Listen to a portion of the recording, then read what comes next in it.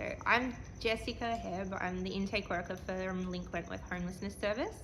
And today I literally made a lady's day with one of your blankets. So she presented because she had a situation in the last week where she was an attempted abduction.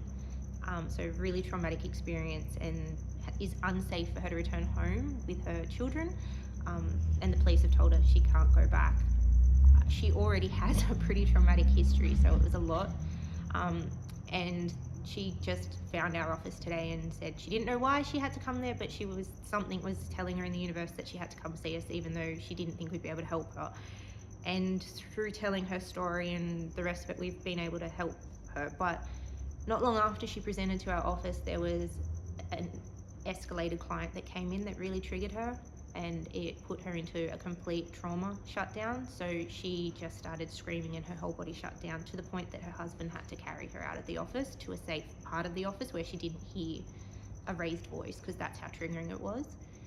And the first thing she did was just roll up into a ball, just completely close off into a ball. And so, I put her cardigan over her and everything, and just saw how much soothing it gave her. So once we had everything settled and she was in a safer space before she was leaving, I just wanted her to have a positive experience from today.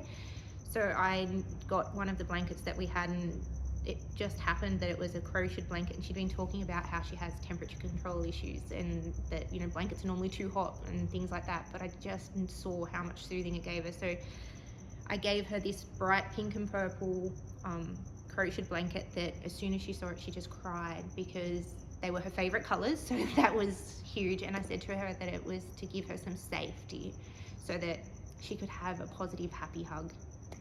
And she literally just fell to the ground and cried, because it was such an emotional thing for her, and she just held on to that blanket and didn't let go, and was just so grateful because it gave her such a positive experience. And she said that now she has a happy hug that she can take with her. And so she's going back to a really terrible hotel that there's 6 people sharing one bedroom in a hotel.